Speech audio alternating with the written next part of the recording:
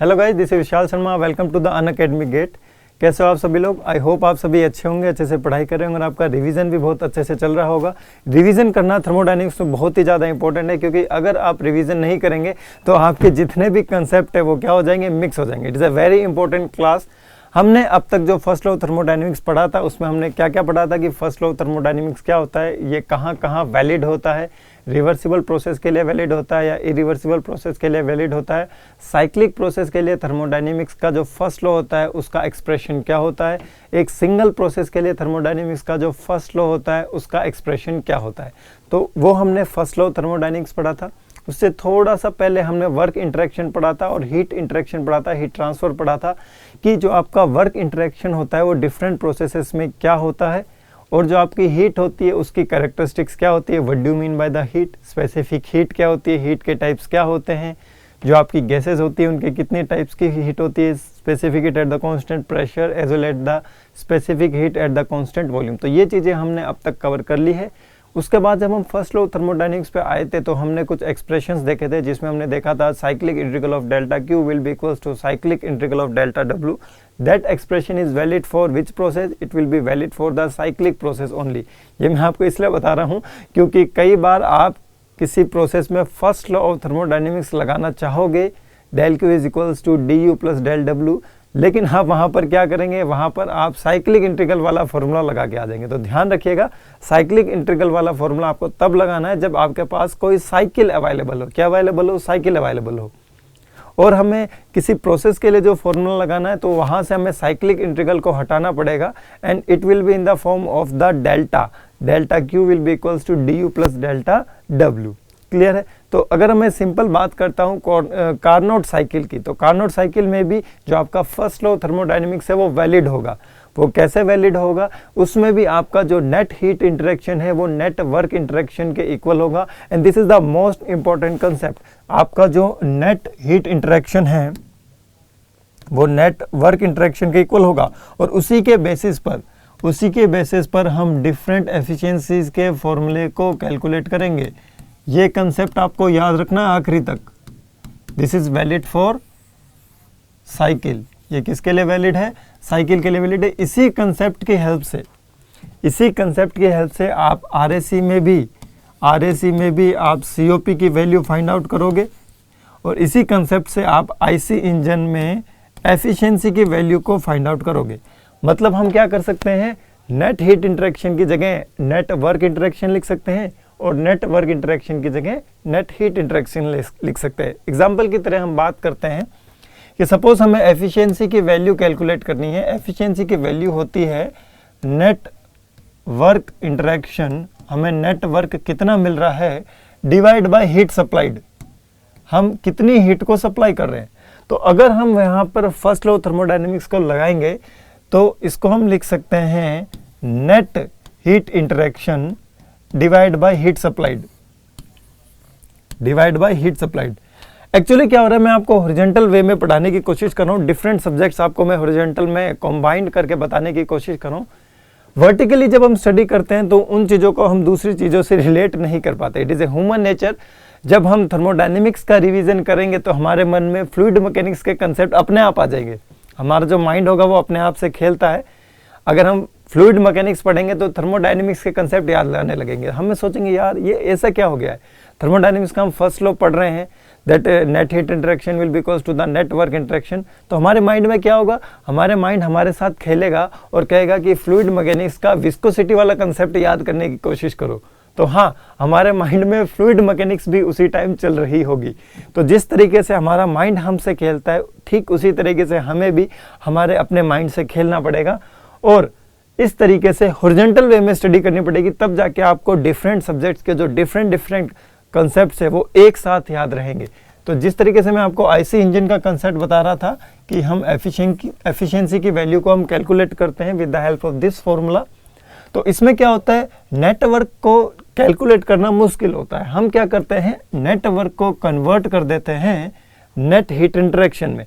तो net heat interaction को हम कैलकुलेट कर सकते हैं कि कितनी हीट को ऐड हमने किया और कितनी हीट को हमने रिजेक्ट किया। अगर हमें प्रोसेस पता है कि किस प्रोसेस पर कैसा हीट एडिशन हो रहा है, किस प्रोसेस पर कैसा हीट रिजेक्शन हो रहा है, तो with the help of that हम क्या कर सकते हैं, नेट हीट को कैलकुलेट कर सकते हैं। हमारे लिए सिंपल रहता है नेट हीट को कैलकुलेट करना, इसीलिए मैं डब्ल्यू नेट को किस में कन्वर्ट कर देता हूं, क्यू नेट में। क्लियर है, डब्ल्यू नेट को मैं किस में कन्वर्ट कर देता हूं, क्यू नेट में कन्वर्ट कर देता हूं। और डब्ल्यू नेट को हम कैसे निकालते हैं, किसी भी साइकिल में किसी भी साइक्लिक प्रोसेस में वो जितना एरिया कवर करता है, वो जितना एरिया कवर करता है, वो क्या होता है उसका नेटवर्क इंटरेक्शन, वो क्या होता है उसका नेटवर्क इंटरेक्शन होता है। तो I hope so this is the basic introduction of the network interaction and the net heat interaction. तो अब मैं आपको बताने वाला हूं कि जो आपके हीट होती है वो डिफरेंट प्रोसेस के लिए उसकी वैल्यू क्या होती है। चलो हीट बताने से पहले मैं आपको आज स्लोप बताता हूं।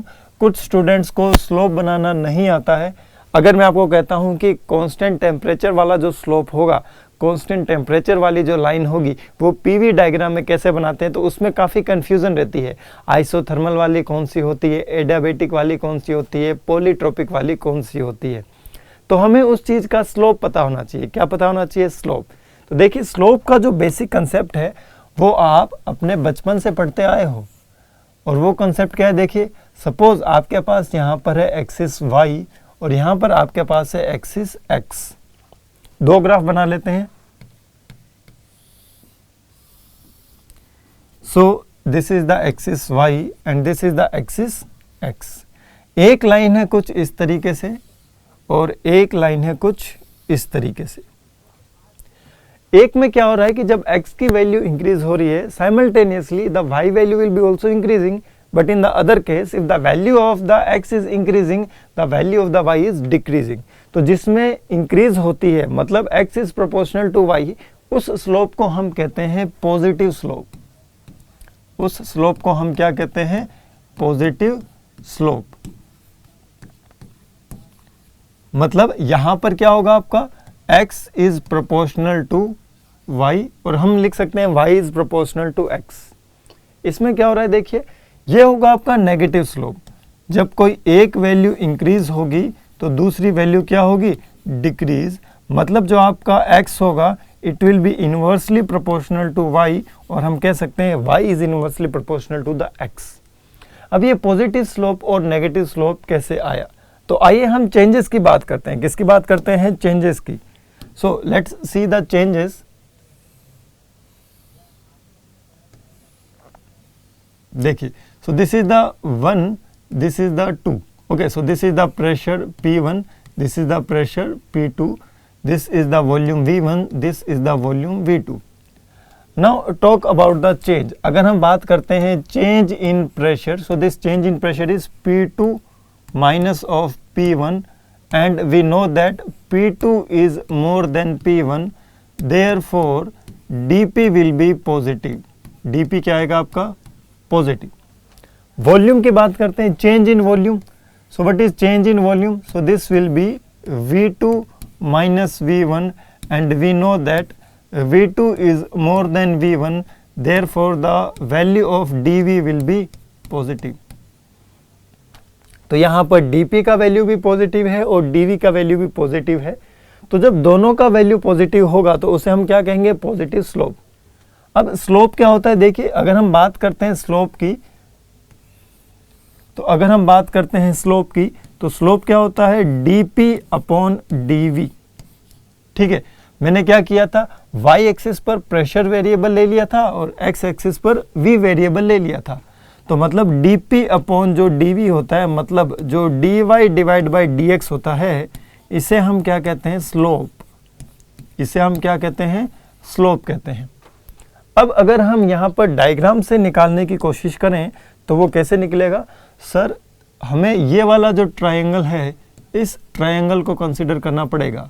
ये क्या होगा आपका dV, ये क्या होगा आपका dP। ठीक है, so this distance is dV and this distance is dP।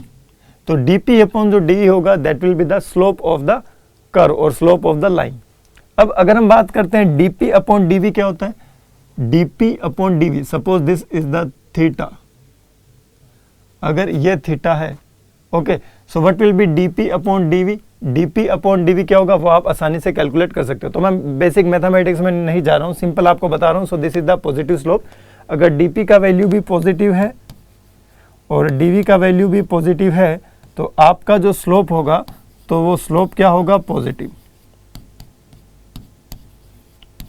आपका जो स्लोप होगा वो स्लोप क्या होगा, positive. So this is the thing, okay.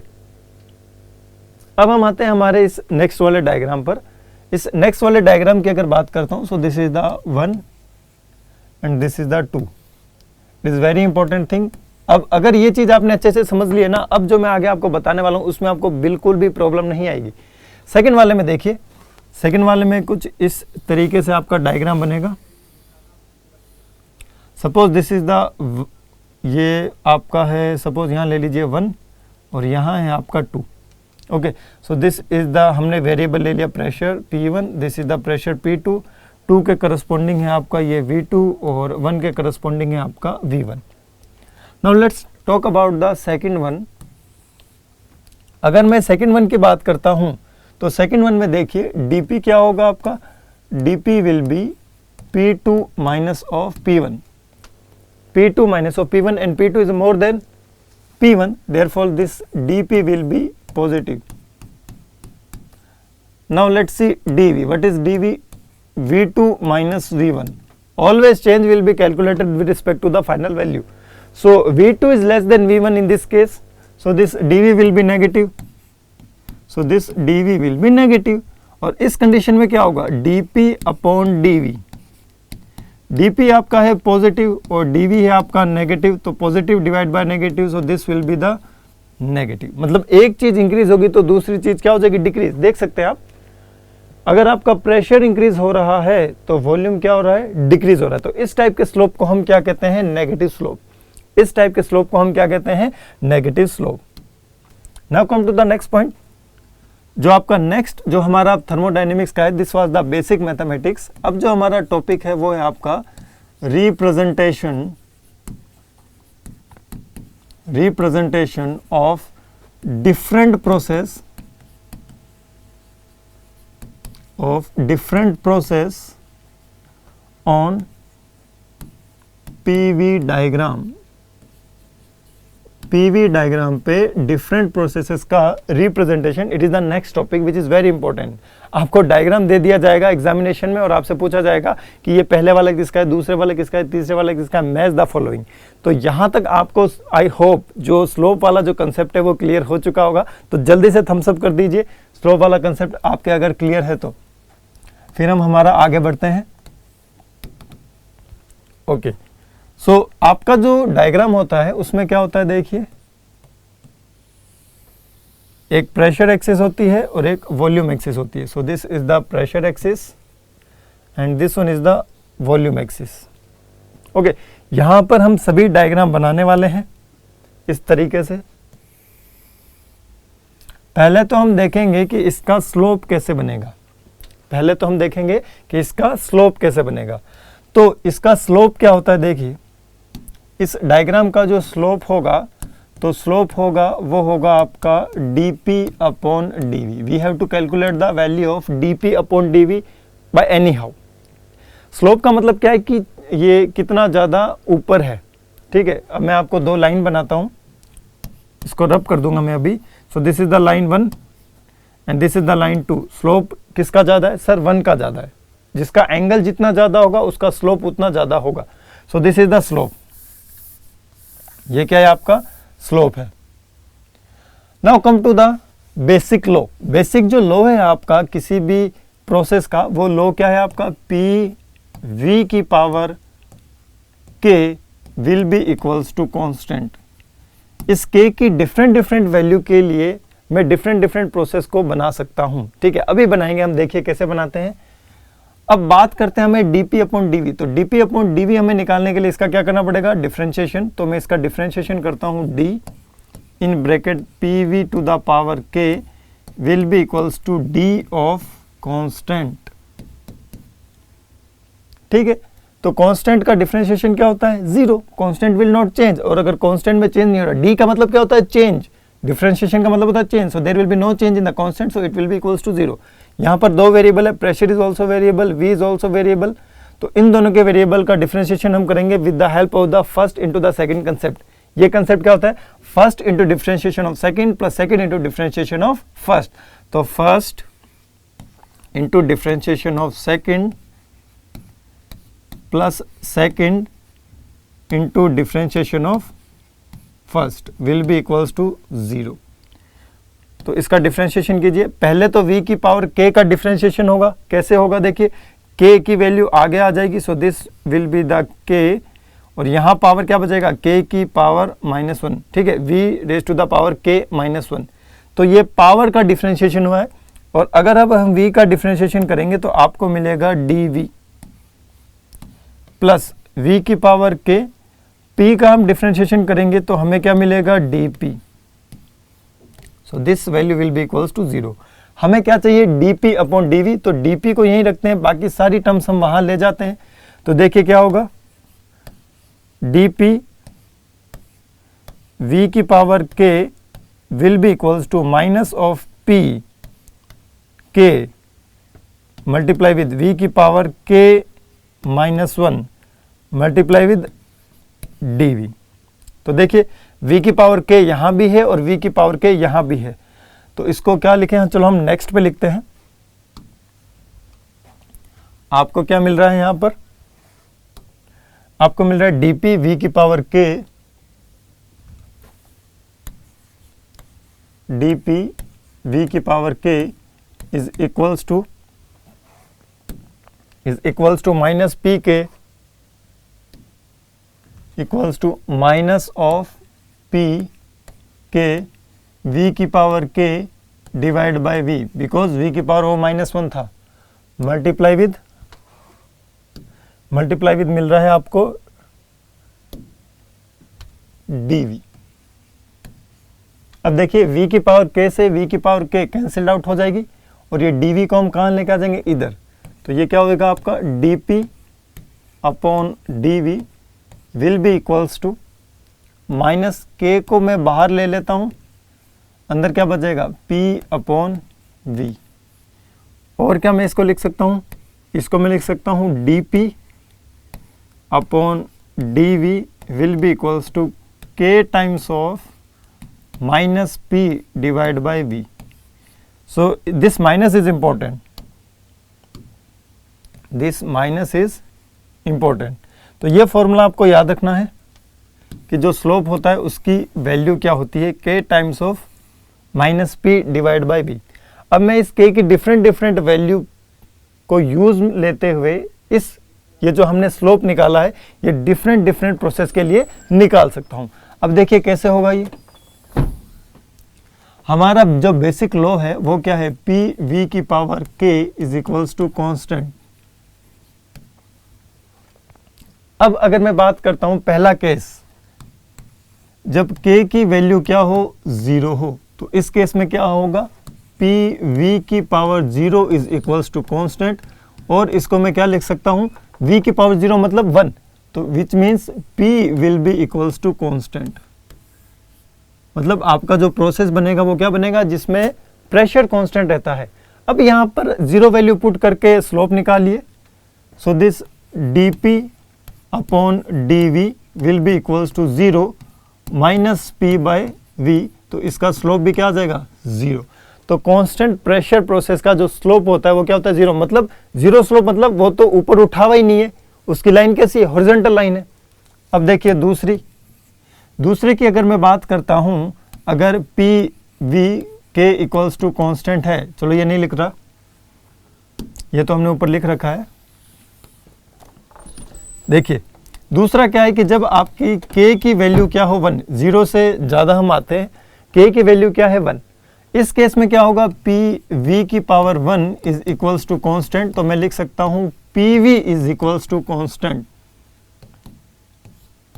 और अगर पी वी कॉन्स्टेंट है तो उसको मैं क्या लिख सकता हूं? Temperature will be constant. Simple सा। पी वी कॉन्स्टेंट कब होता है? जब टेम्परेचर क्या हो? कॉन्स्टेंट। अब स्लोप की बात कीजिए, स्लोप क्या होगा? dp upon dv will be equals to 1 minus p by v will be equals to minus of p by v। तो कांस्टेंट टेम्परेचर प्रोसेस का जो स्लोप होता है वो होता है minus of p by v, minus of p by v। Negative slope है, मतलब प्रेशर इंक्रीज होगा तो वॉल्यूम डिक्रीज, वॉल्यूम इंक्रीज होगा तो प्रेशर डिक्रीज। तो दोनों में से कोई एक चीज अगर इंक्रीज हो रही है तो दूसरी चीज क्या हो जाएगी आपकी, डिक्रीज हो जाएगी। अब k की वैल्यू और लेते हैं हम, if k is equals to n तो p v की power n equals to constant, और ये प्रोसेस कौन सा हो जाएगा, polytropic. Which process, polytropic process. और अगर ये पॉलीट्रोपिक प्रोसेस है तो पॉलीट्रोपिक प्रोसेस का जो स्लोप होगा वो किसके इक्वल होगा, this value will be equals to n times of minus p by v, n times of minus p by v। एक तो p बाय v है और एक है n times of p by v। मतलब पॉलीट्रोपिक का जो स्लोप होगा as compare to the isothermal क्या होगा, ज्यादा होगा, क्योंकि n की वैल्यू क्या होती है, एक से ज्यादा। और अगर n की वैल्यू एक से ज्यादा होती है तो गाइस जो आपका पॉलीट्रोपिक प्रोसेस होगा उसका जो स्लोप होगा वो आइसोथर्मल के स्लोप का n टाइम्स होगा, उससे ज्यादा होगा। मतलब अगर आपका आइसोथर्मल का जो लाइन है वो ऐसा है तो पॉलीट्रोपिक का उससे ज्यादा होगा। समझ रहे हैं, अगर आपका जो पॉलीट्रोपिक है लाइन उसका इतना है तो आइसोथर्मल का उससे कम होगा। और अगर हम बात करते हैं आपके इस कांस्टेंट प्रेशर की तो उसका तो बिल्कुल ही कम होगा। तो this is the constant pressure, isothermal, polytropic. और अब हम बात करते हैं हमारे नेक्स्ट प्रोसेस की, और जो आपका नेक्स्ट प्रोसेस है यहां लिखता हूं मैं, नेक्स्ट स्लाइड ही लेते हैं।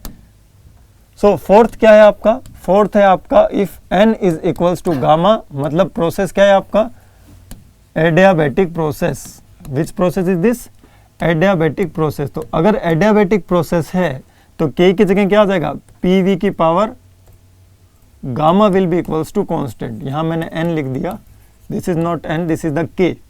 तो pv की power gamma is equals to constant, तो dp अपॉन dv क्या होगा, dp upon dv gamma times of minus p by v। मतलब आइसोथर्मल स्लोप का ये कितना होगा, गामा टाइम्स होगा। तो यहां पर आप नोट डाल के लिखिए, वो नोट क्या है, स्लोप ऑफ अगर हम बात करते हैं पहले पॉलीट्रोपिक की, स्लोप ऑफ पॉलीट्रोपिक प्रोसेस ये क्या होगा, this will B n times of isothermal process, n time of isothermal process. और यही अगर मैं बात करता हूं स्लोप ऑफ, अब थोड़ा सा हम एडवांस लेवल जा रहे हैं, adiabatic process, slope of adiabatic process, so this value will be equals to gamma times of isothermal process. It will be equals to gamma times of isothermal process. अब देखिए क्या होता है, अब एक बहुत बड़ी चीज होने वाली है।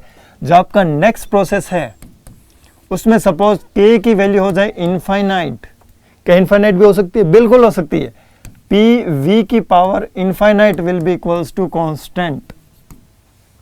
तो अगर v की पावर इनफाइनाइट है तो v भी क्या हो जाएगा, इनफाइनाइट। इसको अगर हम पूरा सॉल्व करेंगे you will get the infinite, और इनफाइनाइट को हम क्या ट्रीट कर सकते हैं, कांस्टेंट। तो जब आपकी k की वैल्यू इनफाइनाइट होगी तो उस प्रोसेस को हम क्या बोलेंगे, उस प्रोसेस को हम बोलेंगे कांस्टेंट वॉल्यूम प्रोसेस।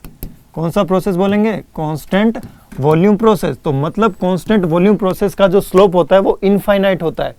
सबसे कम किसका स्लोप होता है, कांस्टेंट प्रेशर का, जिसका स्लोप क्या होता है, 0। और सबसे ज्यादा किसका होता है, कांस्टेंट वॉल्यूम का। अब देखो यहां, अब देखिए यहां पर जो हमने अभी तक डील किया था, जो अब हम डायग्राम बनाने वाले हैं उसको देखिएगा। अब आपको यहां पर चीजें अच्छे से समझ आएगी, ठीक है। यहां पर मैं प्रोसेस लिखता हूं 1 2 3 4 5, यहां लिखता हूं मैं k और यहां लिखता हूं कि कौन कांस्टेंट है, ठीक है। अगर k की वैल्यू 0 है तो प्रेशर कांस्टेंट है, k की वैल्यू 1 है तो टेम्परेचर कांस्टेंट है, k की वैल्यू n है तो pv की n कांस्टेंट है, k की वैल्यू गामा है तो pv की पावर गामा कांस्टेंट है, k की वैल्यू इनफाइनाइट है तो वॉल्यूम कांस्टेंट है। तो कौन कांस्टेंट है? वॉल्यूम। तो मतलब मैं k की वैल्यू धीरे धीरे 0 से इंक्रीज करते हुए इनफाइनाइट तक ले जा चुका हूं। तो अब देखिए यहां पर इस प्रोसेस को मैं क्या नाम दूंगा? इस प्रोसेस को मैं नाम दूंगा volume is equals to constant. इस प्रोसेस को मैं नाम दूंगा volume is equals to constant. इस प्रोसेस को मैं क्या नाम दूंगा? Pressure is equals to constant. इस प्रोसेस को मैं क्या नाम दूंगा? Pressure is equals to constant. यहां तक कोई डाउट? आई होप कोई भी डाउट नहीं होगा, और अगर डाउट होगा तो वीडियो को एक बार जरूर और देख लेना, ये चीजें क्लियर हो जाएगी। ठीक है, वीडियो को एक बार और देख लीजिएगा, ये चीजें आराम से आपके क्लियर हो जाएगी। कोई घबराने वाली बात नहीं है, पेशेंस रखो। पहली बार जब आप इसको देख रहे होंगे ना तो थोड़ा सा ऑड सा फील होगा, मुझे भी हुआ था कि ये क्या हो रहा है। अब देखिए नेगेटिव स्लोप है, मतलब कि इसमें कभी भी लाइन ऐसी नहीं जाएगी, इसमें हमेशा लाइन ऐसी आएगी नीचे की तरफ। नेगेटिव स्लोप मतलब लाइन कहाँ आएगी? नीचे की तरफ। और अगर लाइन नीचे की तरफ आएगी तो आपको मेरे हाथ से नजर आ रहा होगा, एक तो या तो इस क्वाड्रेंट में होगा और एक आपके या फिर इस क्वाड्रेंट में होगा। कभी भी इस क्वाड्रेंट में लाइन नहीं होगी, इस क्वाड्रेंट में लाइन नहीं होगी। हमेशा आपका जो स्लोप का जो कर्व बनेंगे यहाँ पर, वो या तो इसमें बनेंगे या फिर बनेंगे इसमें। अब देखिए कैसे बनेंगे। अब हम बात करते हैं डिफरेंट प्रोसेसेस की। किसकी बात करते हैं? डिफरेंट प्रोसेसेस की। तो जब प्रेशर कांस्टेंट होता है तो K की वैल्यू क्या होती है? K की वैल्यू होती है 0।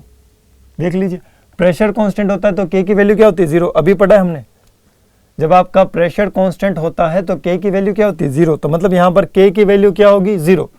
अब इसके बाद हम आते हैं ऐसे, इस तरीके से। अब देखिए, अब K की वैल्यू क्या है? 1, K की वैल्यू क्या है? n, K की वैल्यू क्या है? गामा। इस तरीके से आपका कर्व बनेगा। अब जब K की वैल्यू 1 होगी तो कौन कांस्टेंट होगा? जब K की वैल्यू 1 होगी तो मतलब PV की power 1, which means temperature will be the constant. Temperature क्या होगा? कांस्टेंट। अब जब K की वैल्यू n होगी तो यहां कौन कांस्टेंट होगा? PV की पावर n कांस्टेंट। और गामा होगी तो PV की पावर गामा कांस्टेंट। मतलब K की वैल्यू किस डायरेक्शन में इंक्रीज हो रही है? K की वैल्यू पहले यहाँ 0 थी, अब इनफाइनाइट होगी। ये कौन सी डायरेक्शन है? ये है आपकी anti clockwise direction. So this is the anti clockwise direction. This is the anti clockwise direction. K की वैल्यू हमेशा किस डायरेक्शन में इंक्रीज होगी? एंटी क्लॉकवाइज डायरेक्शन में, विच इज वेरी इंपॉर्टेंट थिंग। अब यहां आइए, यहां पर K की वैल्यू क्या थी? यहां पर K की वैल्यू क्या थी? 0। अरे कांस्टेंट प्रेशर लाइन ही तो है। K की वैल्यू क्या थी? 0। अब यहां पर देखिए कर्व बनेंगे, यहां पर K की वैल्यू क्या होगी? 1 n गामा। और यहां पर K की वैल्यू क्या होगी? इनफाइनाइट। यहां पर K की वैल्यू क्या होगी? इनफाइनाइट। तो जब भी वर्टिकल लाइन आएगी तो K की वैल्यू इनफाइनाइट, और जब भी हॉरिजॉन्टल लाइन आएगी तो K की वैल्यू 0। तो मतलब इसका स्लोप ही नहीं है ना। हॉरिजॉन्टल का क्या स्लोप? मतलब ढलान। कि हम जब बचपन में खेलते थे ना, अपने स्लोप वाली जो सीढ़ियां बनाते थे घर पे, जिस पर से रैंप हम बनाते थे, तो वो रैंप जितना ज्यादा ऊंचा होगा उतना ज्यादा हम क्या कहेंगे? उसका स्लोप उतना ज्यादा है। तो हॉरिजॉन्टल का कोई भी आपका स्लोप नहीं होता, 0। स्लोप इंक्रीज हो रहा है, इंक्रीज हो रहा है, इंक्रीज हो रहा है, इंक्रीज हो रहा है। क्या इससे ज्यादा खड़ी दीवार से ज्यादा स्लोप इंक्रीज हो सकता है? अगर इंक्रीज होगा तो वो तो इस डायरेक्शन में चला गया, पीछे की डायरेक्शन में, है कि नहीं? तो स्लोप इंक्रीज हो रहा है, इंक्रीज हो रहा है, इंक्रीज हो रहा है, मैक्सिमम स्लोप, फिर डिक्रीज हो रहा है, डिक्रीज हो रहा है, डिक्रीज हो रहा है, और फिर वापस क्या हो गया? 0 स्लोप। तो 0 1 n गामा इनफाइनाइट, फिर इनफाइनाइट जाने के बाद गामा n 1 0। तो इस तरीके से आपका स्लोप क्या होता है? इंक्रीज। और मैक्सिमम स्लोप कब होता है? जब आपकी जो लाइन है वो कैसी हो? वर्टिकल हो। और मैक्सिमम वैल्यू क्या हो सकती है स्लोप की? इनफाइनाइट। मैक्सिमम वैल्यू क्या हो सकती है? इनफाइनाइट। मिनिमम वैल्यू क्या हो सकती है? 0। तो sir this is the 0 1 n gamma infinite, 0 1 n gamma infinite. तो इस तरीके से आपको याद रखना है। क्वेश्चन एग्जामिनेशन में क्या क्या पूछा जा सकता है? इस ग्राफ से इतने ज्यादा क्वेश्चन आपके मिलेंगे एग्जामिनेशन में, बहुत ज्यादा, कोई लिमिटेशन ही नहीं है। सबसे ज्यादा क्वेश्चन यहाँ पर मिलने हैं। आपको क्या करेगा? ऐसा ग्राफ बना के दे देगा और स्लोप वगैरह कुछ नहीं लिखेगा, फिर वो लिख देगा ABCD। आप बताइए A प्रोसेस कौन सा है, B प्रोसेस कौन सा है, C प्रोसेस कौन सा है, D प्रोसेस कौन सा है। तो इस तरीके से आपसे क्वेश्चन पूछे जा सकते हैं। अब हम इसका क्या करते हैं, थोड़ा सा और कंप्लीट कर लेते हैं। तो जब 1 होगा तो कौन कांस्टेंट होगा? Temperature. Temperature will be constant. n होगा तो कौन कांस्टेंट होगा? PV की power n will be constant. Gamma होगा तो PV की power gamma will be constant. तो इस तरीके से आपको स्लोप देखना है। इसमें भी स्लोप देखिए, 0 1 n gamma infinite, 0 1 n gamma infinite. तो मतलब यहां पर स्लोप कैसे जा रहा है, इस डायरेक्शन में। उल्टा बता दिया क्या मैंने, पहले मैंने शायद, अच्छा हाँ, पहले मैंने इसका एंटी क्लॉकवाइज बता दिया था। नहीं नहीं नहीं, क्लॉकवाइज रहेगा, उसको आप करेक्ट कर लीजिएगा कि इसका जो स्लोप है वो क्लॉकवाइज डायरेक्शन में इंक्रीज हो रहा है। किस डायरेक्शन में इंक्रीज हो रहा है, क्लॉकवाइज डायरेक्शन में। जल्दी जल्दी में अपने एंटी क्लॉकवाइज बोल दिया था, तो उसको करेक्शन कर लीजिएगा कि मैंने बोला है अब क्लॉकवाइज, ठीक है। क्लॉकवाइज डायरेक्शन में स्लोप क्या होगा, इंक्रीज। क्लॉकवाइज डायरेक्शन में स्लोप की जो वैल्यू होगी वो क्या होगी, इंक्रीज होगी। तो जल्दी से थम्स अप करके बता दीजिए कि आपको चीजें अच्छे से क्लियर हुई है या नहीं हुई है। क्लॉकवाइज डायरेक्शन में आपकी क्या होने वाली है, स्लोप इंक्रीज होने वाली है। जल्दी से बताइए।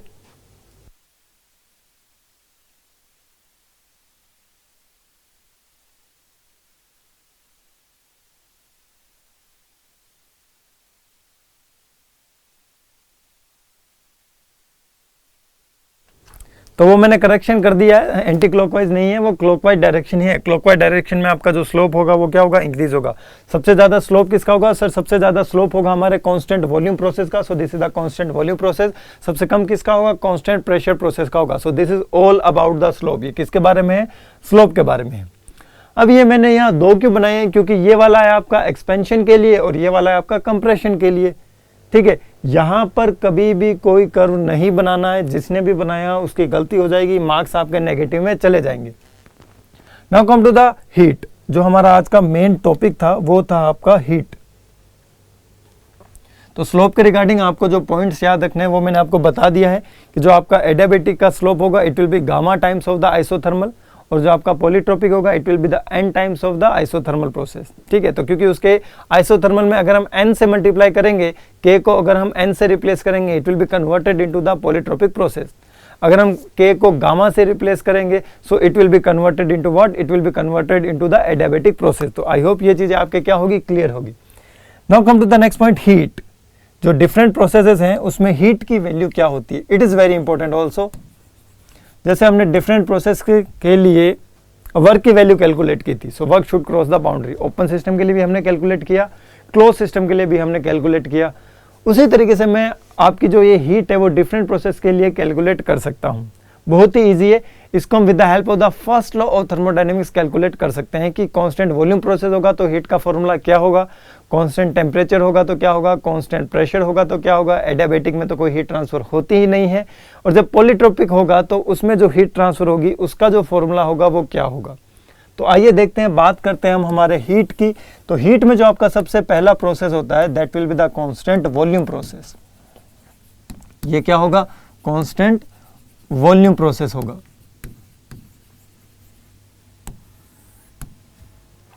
कांस्टेंट वॉल्यूम प्रोसेस में कौन कांस्टेंट रहता है बताने की जरूरत नहीं है, वॉल्यूम कांस्टेंट रहती है। तो देखिए फर्स्ट लॉ ऑफ थर्मोडायनेमिक्स क्या है, फर्स्ट लॉ ऑफ थर्मोडायनेमिक्स है delta Q will be equals to D you plus delta W. So this is the first law of the thermodynamics, जिसको हम बार बार यूज करेंगे। इसको क्या मैं ऐसे लिख सकता हूं, delta Q will be equals to D you plus integration of P D V. क्या लिख सकता हूं, integration of P D V. यहां तो कोई इशू नहीं सर, कोई इशू नहीं है, बिल्कुल इजी चीज है ये, है कि नहीं। अब देखिए ये मैंने पी डी वी ही क्यों लिखा, क्योंकि मैंने कांस्टेंट वॉल्यूम लिख दिया। तो मैं ऐसा एक्सप्रेशन बनाना चाहूंगा कि मेरी जो टर्म्स है, एक्स्ट्रा टर्म्स है, वो क्या हो जाए, कम हो जाए। अब देखिए अगर वॉल्यूम कांस्टेंट है, इफ वॉल्यूम इज कांस्टेंट तो डीवी की वैल्यू क्या होगी, 0, और उस केस में आपका जो डेल्टा क्यू है वो किसके इक्वल हो जाएगा, डी यू के इक्वल हो जाएगा। So this is the equation 1। Delta Q किसके इक्वल है, डी यू के इक्वल है। लेकिन हमें पता है कि हमने कांस्टेंट वॉल्यूम पर हीट एडिशन किया है। For heat addition, heat transfer लिख लीजिए, for heat transfer at constant volume. तो जब कांस्टेंट वॉल्यूम पर हीट ट्रांसफर होता है तो डेल क्यू की वैल्यू क्या आती है, del Q will be equals to M C V D T. Del Q की वैल्यू क्या आती है, M C V D T. So this is the equation 2। पहला तो मैंने फर्स्ट लॉ थर्मोडायनेमिक्स यूज किया है कि del Q is equals to D you plus del W, P D V हटाया हमने, del Q will be equals to D U. ठीक है, ये कब होगा? जब कांस्टेंट वॉल्यूम प्रोसेस होगा, मतलब जो हीट आप प्रोवाइड करोगे it will be totally converted into the internal energy. Now come to the point that कि जब हम कांस्टेंट वॉल्यूम पर हीट ऐड करते हैं उसका फॉर्मूला क्या होता है? mcv/dt। अब देखिए डेल्टा क्यू डी यू के बराबर भी है और डेल्टा क्यू mcv/dt के बराबर भी है, तो डी यू किसके बराबर हो जाएगा? अब देखिए from equation 1 and 2, from equation 1 and 2 हमें मिलेगा D U will be equals to mcv/dt। हमें क्या मिलेगा? D U will be equals to mcv/dt। ये डी यू का फॉर्मूला आ गया है। ये क्या गया? डी यू का फॉर्मूला। अब देखिए, अब मैं आपसे क्वेश्चन पूछूंगा। देखिए U, what is U? Sir U is internal energy. बस आपको हाँ ना में जवाब देना है। What is M? Sir M is the mass. What is CV? CV is the specific heat. Specific heat at constant volume है, तो स्पेसिफिक हीट ही ना। तो सीवी के बाद हम बात करते हैं टी। टी क्या है आपका? टेम्परेचर।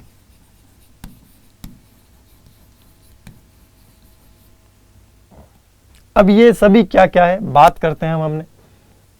ये क्या है आपका? U internal energy, it is the extensive property.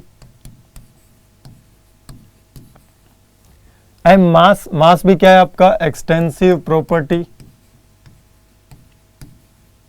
Specific heat intensive property.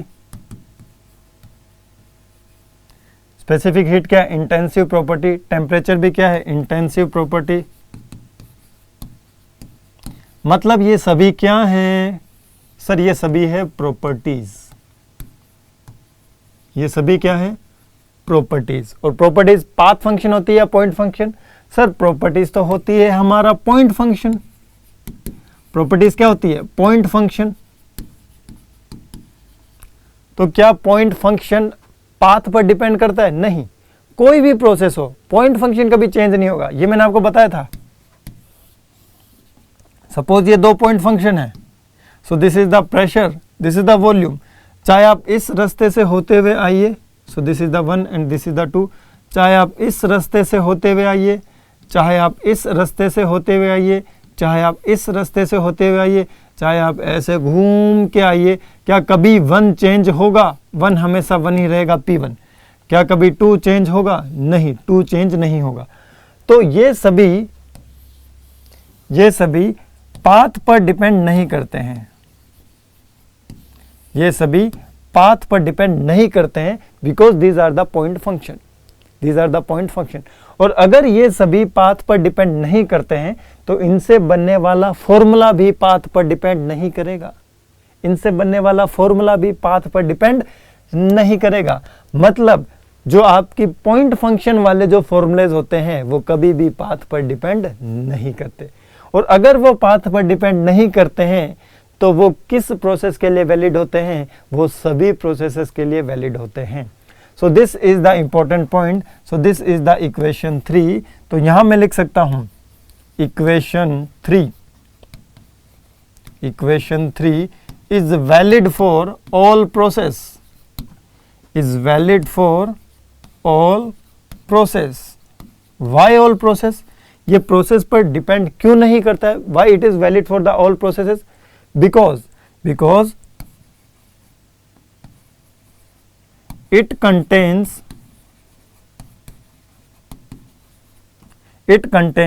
properties, because it contains properties and properties are point function।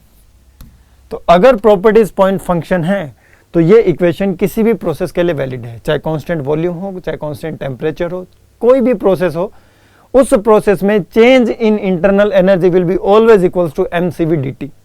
चाहे आपका पॉलीट्रोपिक प्रोसेस ही क्यों ना हो, पॉलीट्रोपिक प्रोसेस में भी change in internal energy will be equals to mCV dt because it will depend upon the temperature, specific heat and the mass, and these are the point function, these are the properties. Properties कभी भी path पर depend नहीं करती है। तो जो चीजें path पर डिपेंड करेगी उसका फॉर्मूला अलग अलग बनेगा। सपोज हमारा जो वर्क होता है वो पाथ पर डिपेंड करता है, तो वर्क का फॉर्मूला अलग अलग पाथ के लिए अलग अलग होगा, अलग अलग प्रोसेस के लिए अलग अलग होगा। लेकिन ये du का फॉर्मूला कभी भी पाथ पर डिपेंड नहीं करता है, dt का फॉर्मूला कभी भी पाथ पर डिपेंड नहीं करता है। जो अभी हमने जैसे डायग्राम बनाया है, ये जो चेंज इन प्रेशर है, सो this is the change in pressure. चाहे आप किसी भी रास्ते से आओ, चेंज इन प्रेशर तो हमेशा क्या रहेगा, सेम रहेगा। और अगर चेंज इन प्रेशर सेम रह रहा है तो ये फॉर्मूला पाथ पर डिपेंड नहीं करता है। तो ध्यान से ये दिमाग में घुसा लेना बात, ये क्वेश्चन आएगा एग्जाम में, क्वेश्चन आएगा कि ये जो du is equals to mCV dt है, du is equals to mCV dt, ये किस प्रोसेस के लिए वैलिड है? It is valid for the all processes. ये किसके लिए वैलिड है? ऑल प्रोसेसेस के लिए वैलिड है। अब हम बात करते हैं आइडियल केस की। किसकी बात करते हैं? आइडियल केस की। तो अभी जो हमने फॉर्मूला निकाला है du is equals to mCV dt, this all formula is valid for reversible and irreversible process. ये दोनों के लिए वैलिड है। ये रिवर्सिबल के लिए भी, इररिवर्सिबल के लिए। क्यों? क्योंकि इसमें है properties. Properties are the point function whose value is not the function of path। जहां भी मैं phi बनाऊं उसका आप मतलब समझ जाइएगा कि फंक्शन, कि वो किस पर डिपेंड नहीं करता है, पाथ पर डिपेंड नहीं करता है। Now come to the ideal case. For ideal case it is very important. For ideal case के लिए internal energy is function of temperature only, is function of temperature only। तो आइडियल गैस के लिए जो आपकी इंटरनल एनर्जी होगी वो सिर्फ किस पर डिपेंड करेगी? वो सिर्फ डिपेंड करेगी टेम्परेचर पर। सिर्फ आइडियल गैस के लिए, रियल गैसेस के लिए ऐसा नहीं होता। रियल गैसेस के लिए अलग फैक्टर्स पर भी आपकी इंटरनल एनर्जी डिपेंड करती है, क्योंकि रियल गैसेस की जो CV होती है वो भी चेंज हो जाती है। जो स्पेसिफिक हीट होती है रियल गैसेस की, CPCV, एयर की अगर हम बात करते हैं, ग्राउंड लेवल पर उसकी जो स्पेसिफिक हीट होगी at the constant pressure and the constant volume, as compare to the high elevation वो डिफरेंट होगी। थोड़ा बहुत चेंजेस उसमें आ जाता है, ठीक है। और वो हम एजम्पशंस भी ले लेते हैं। जब हम पावर प्लांट पढ़ते हैं जिसमें हम गैस टरबाइन पढ़ते हैं, उसमें हम एजम्पशन ले लेते हैं specific heats are the constant, और जब स्पेसिफिक हीट कांस्टेंट हो जाती है तो गामा की वैल्यू भी क्या हो जाती है? कांस्टेंट हो जाती है। Come to the point, internal energy the function of the temperature only for ideal gas. ये जो नोट है आपको यहाँ पर याद रखना पड़ेगा। इस नोट को लिखने के बाद अब हमारे आने वाला है नेक्स्ट प्रोसेस, और वो नेक्स्ट प्रोसेस है आपका constant pressure process. Constant pressure process पे बढ़ने से पहले मैं आपको एक टर्म बताना वाला हूं, that is the enthalpy, which is important. अब हम थोड़ा सा और एडवांस जाने वाले हैं। एक नई टर्म है आपकी एंथैल्पी, एक नई टर्म है आपकी enthalpy. So what is enthalpy? Students के मन में रहता है कि सर ये एंथैल्पी क्या है, क्या चीज है, ये क्या बला है। ठीक है, हमें पता है ये तो H है, लेकिन इसका फिजिकल सिग्निफिकेंस क्या है? What do mean by the enthalpy? Enthalpy को हम शो करते हैं कैपिटल H से। किससे शो करते हैं? कैपिटल H से। And it is the total heat content, it is the total energy content of the system. ये किसका कंटेंट होता है? Energy content. अब जल्दी से कमेंट करके बताइए यहां तक कोई इश्यू है क्या?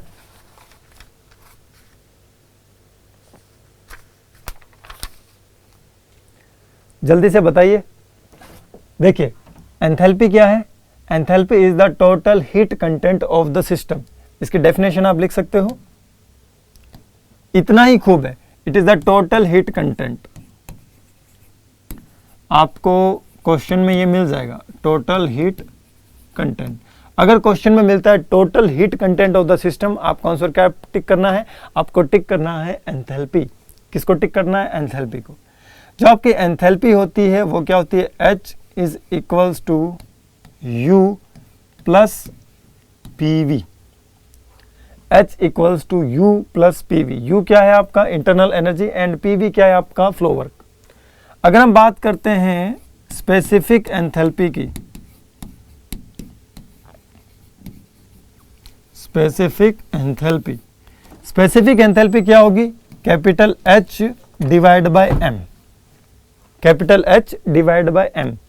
तो स्पेसिफिक का मतलब ये होता है कि टोटल के नीचे अगर हम मास लगा देंगे, अगर हम उसको मास से डिवाइड कर देंगे, that will be converted into the specific quantity.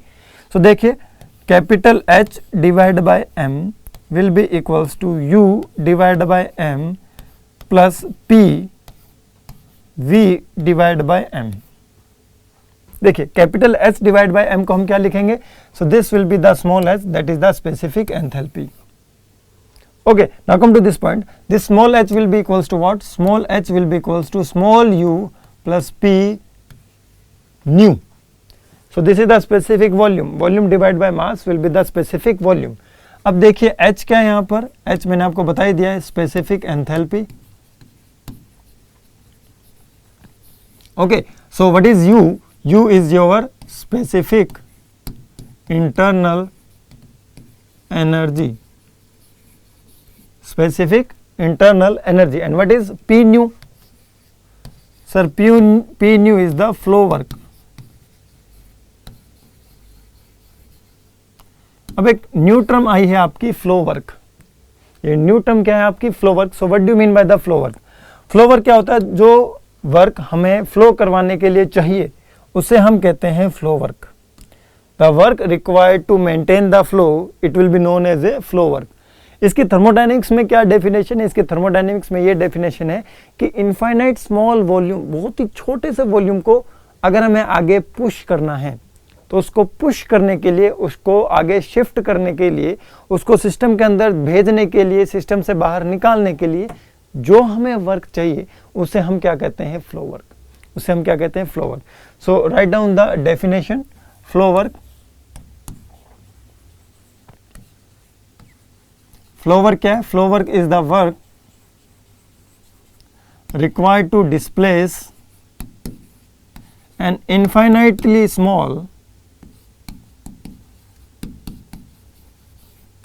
small volume of working fluid into or out to the system, into or out to the system। ठीक है, एक बहुत ही छोटा सा फ्लूइड एलिमेंट है, उसको सिस्टम के अंदर भेजने या फिर सिस्टम से बाहर निकालने के लिए जो हमें बहुत कम वॉल्यूम की रिक्वायरमेंट होती है, मतलब जो फ्लो करवाने के लिए जो हमें वर्क की रिक्वायरमेंट होती है, we will called it as a flow work. अब देखिए क्या होता है, काफ़ी इजी है ये। सपोज आपके पास कोई सिस्टम है,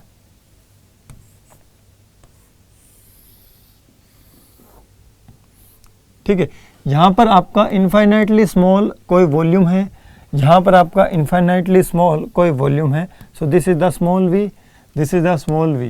इसको अंदर भेजने के लिए या फिर इसको यहाँ से बाहर निकालने के लिए जो हमें वर्क चाहिए, जो हमें वर्क चाहिए उसे हम कहेंगे फ्लो वर्क।